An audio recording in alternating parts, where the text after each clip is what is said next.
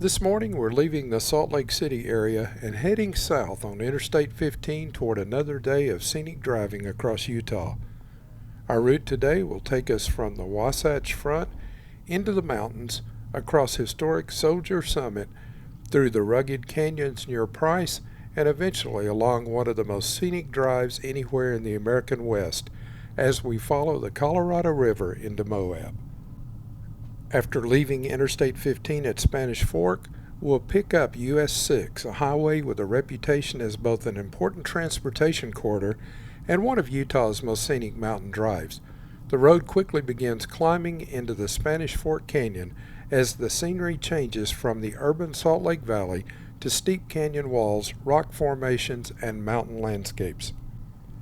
From there, we'll continue east through the Wasatch Mountains toward Soldier Summit, a historic mountain pass that has long served as one of the main routes across central Utah. This area was once an important railroad corridor, and today both the highway and railroad still work their way through the mountains side by side. After crossing the summit, we'll descend through Price Canyon toward the towns of Helper and Price. These communities were heavily shaped by Utah's coal mining and railroad history, and the dramatic canyon scenery continues almost the entire way down out of the mountains.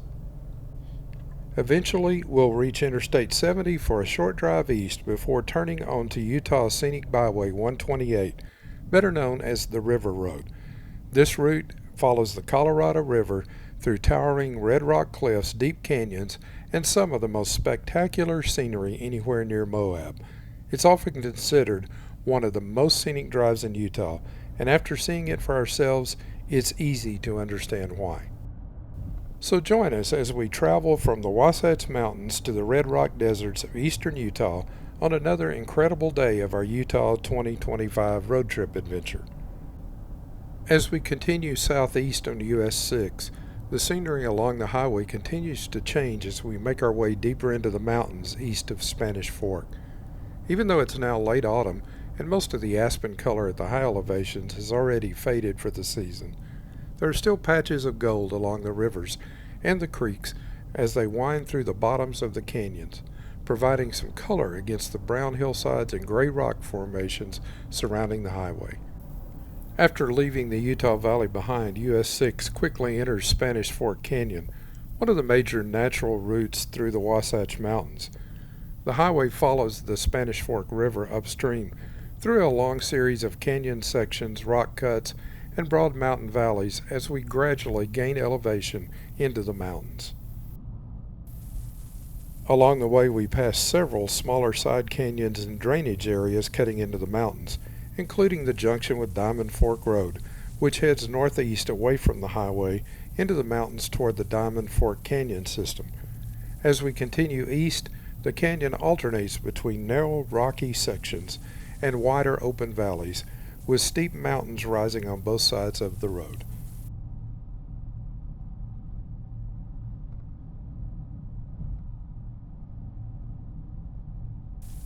The railroad is almost always nearby through this stretch of the drive. Tracks weave alongside the highway, cross streams, and curve around the mountainsides as they follow the same natural transportation corridor through the mountains. Even though we saw plenty of railroad tracks during the drive, unfortunately we never actually saw a train pass through while we were here. This part of Utah has a rugged and somewhat dry appearance, especially this late in the fall season. There really aren't large, dense forests here. Instead, much of the landscape is made up of rocky slopes, sagebrush, scattered evergreens, exposed hillsides, and ribbons of trees growing along the waterways, where some of the last remaining autumn color still hangs on. Eventually, we arrived at Tie Fork Rest Area, a quiet stop tucked away in the mountains along US 6. At the time, we mostly just stretched our legs and took in the scenery before continuing east, not realizing until later that this actually was a very unique rest area inspired by the railroad history of the area. Named after nearby Tie Fork Canyon, the rest area was designed to resemble an early 1900s train depot, and even includes a replica roundhouse and non-functioning steam locomotive. From here, we soon reached Soldier Summit before beginning our descent east through the mountains toward the towns of Helper and Price. As we leave the summit area behind, US 6 winds through a series of rugged canyons including Soldier Canyon, Emma Park, and Price Canyon, with steep rock walls, railroad tracks, and narrow valleys surrounding the highway much of the way down the mountain.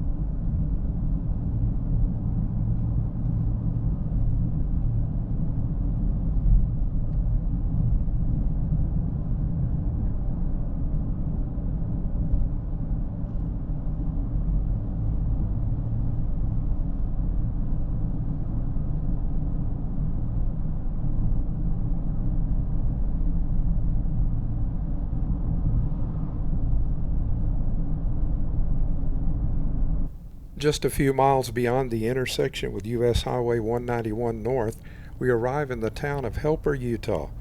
Nestled along the Price River beneath steep canyon walls, Helper has deep roots in Utah's railroad and coal mining history.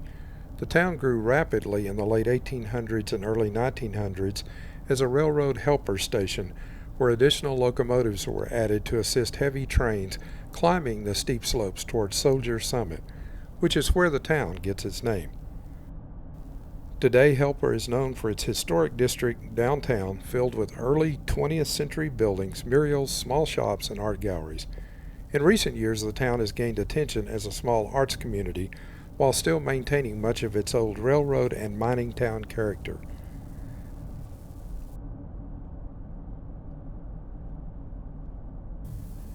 Beyond Helper, US 6 continues down the valley through the communities of Spring Glen, Carbonville, and Westwood before finally reaching the city of Price, the largest city in this part of eastern Utah. Price serves as the commercial and economic center for the region and has long been closely tied to coal mining, railroads, and energy production in Carbon County. Today, it functions as a regional hub with hotels, restaurants, shopping, and services for travelers crossing eastern Utah. It is also home to Utah State University Eastern, as well as the renowned Prehistoric Museum, which features dinosaur fossils, mining history, and exhibits on ancient cultures of the region. After leaving Price, US 6 turns southeast across a much more open landscape as we make our way toward Interstate 70. The steep canyons and narrow valleys behind us gradually give way to broader desert terrain with long stretches of open highway cutting across eastern Utah. Eventually, US 6 merges onto Interstate 70, one of the loneliest interstate highways in America, where we will continue east for a short distance before turning south toward the Colorado River and Moab.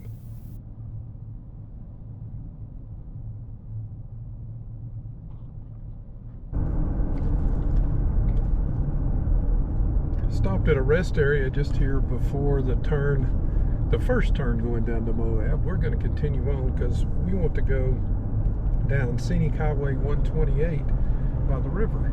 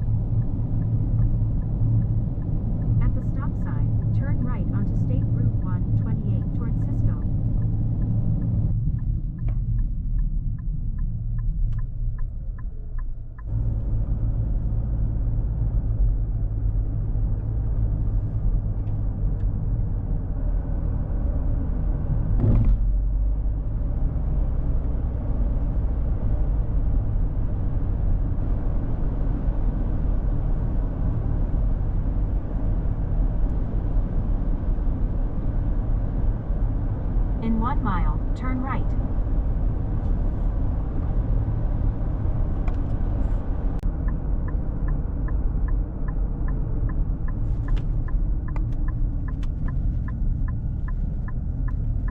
For about 42 miles, continue straight.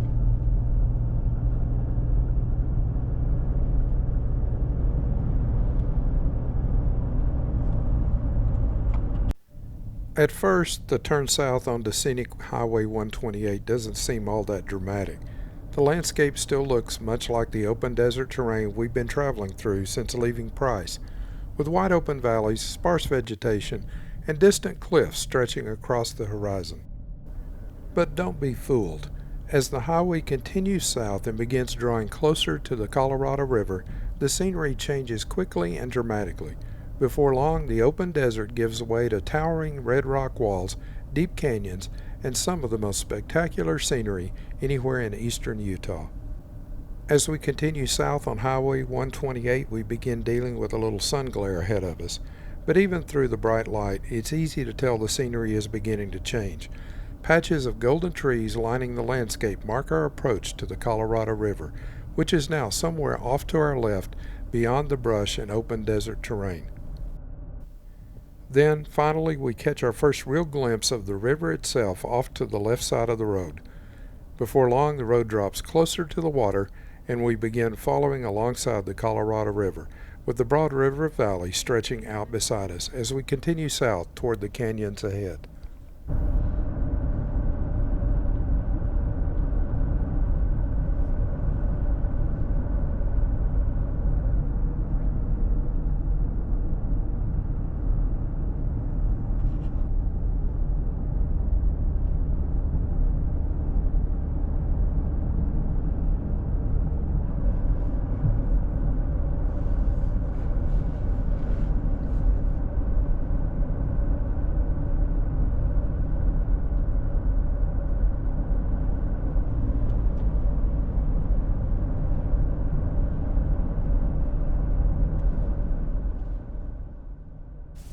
Then a curve to the left brings us to the bridge crossing the Colorado River, and this is where the real show begins.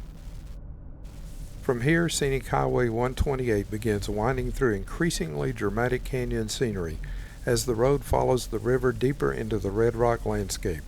The cliffs grow taller, the canyon walls become steeper, and with nearly every mile the scenery becomes more spectacular than the last. What began as open desert terrain quickly transforms into the kind of towering canyon country that makes eastern Utah famous. This is definitely a road where you want to slow down and really take in the scenery. We took full advantage of the many pullouts and turnouts along the highway, both to let faster traffic pass and to stop and enjoy the views, take pictures, and get plenty of video along the way. For much of the rest of this drive, we're going to keep the narration fairly limited so you can simply relax and enjoy the scenery right along with us as we continue deeper into the spectacular canyons along the Colorado River.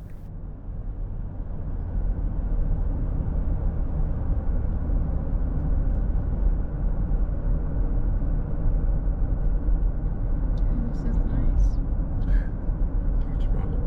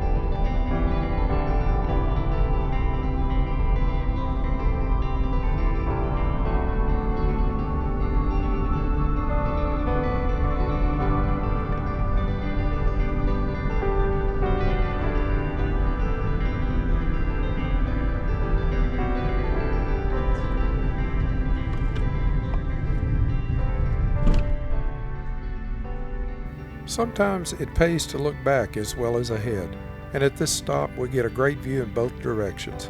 Behind us, the canyon and river valley stretch back toward the towering cliffs we've already passed, while ahead, the canyon continues deeper into the landscape beneath distant storm clouds farther down the river corridor.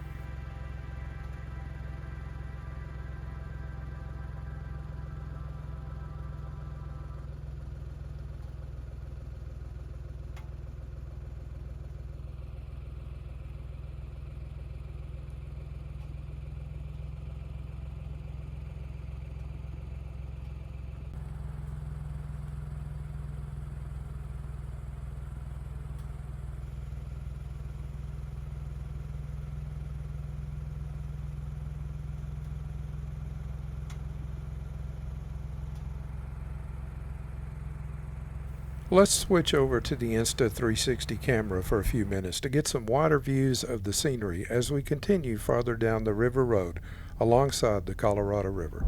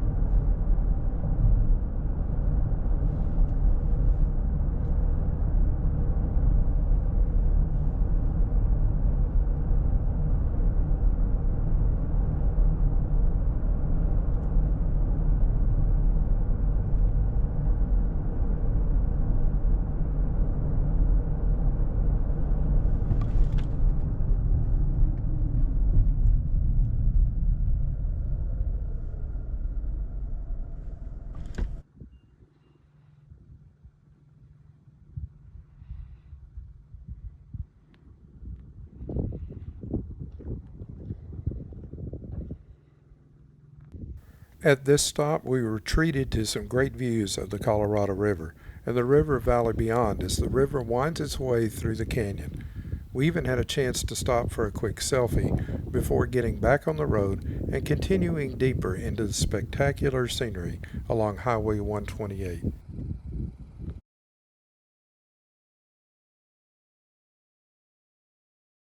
As we get back on the road, we'll go back to the Insta360 camera for a few more moments to take in some wider views as we continue farther through the canyon along the Colorado River.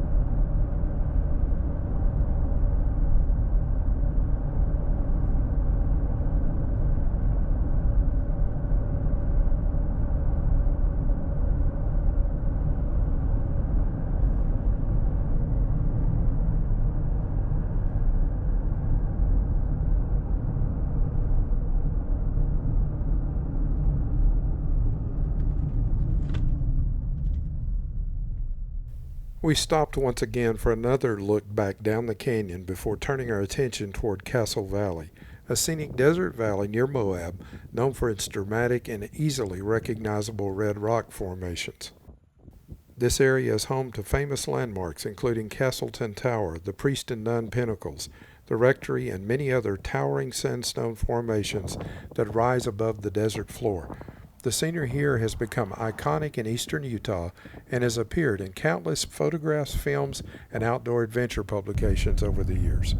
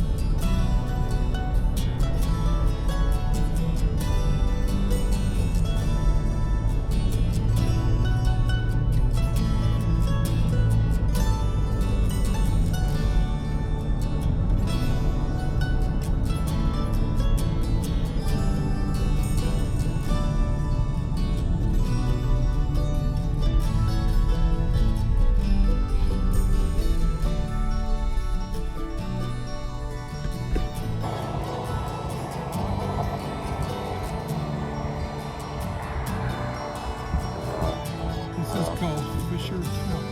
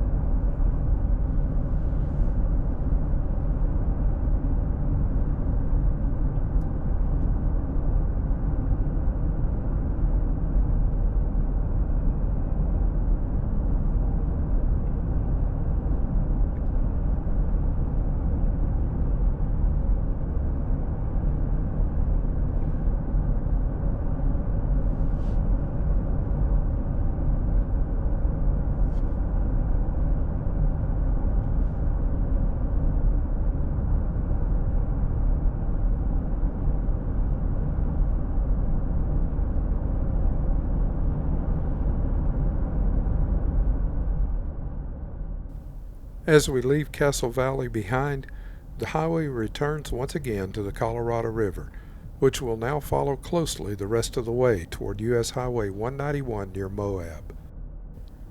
This final stretch of Scenic Highway 128 features some of the most dramatic scenery of the entire drive, with massive red rock cliffs towering above the river and the highway as the canyon walls grow steeper and more impressive around nearly every curve in the road. This section of the Colorado River is also very popular with rafters, and along the way it's common to see rafts and guided river trips making their way through the canyon below the towering cliffs.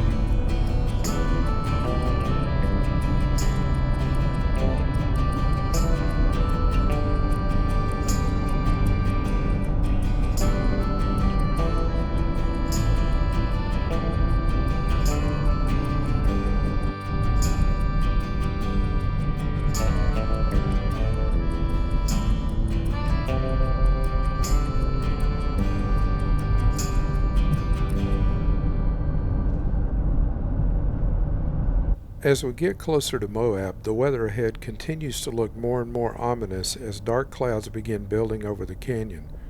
Around this point, we come to the beginning of the Colorado Riverway Bike Trail, also known as the Goose Island Trail. This paved trail runs along Highway 128 for about 2.5 miles between US 191 and Goose Island Campground, following the Colorado River through the canyon.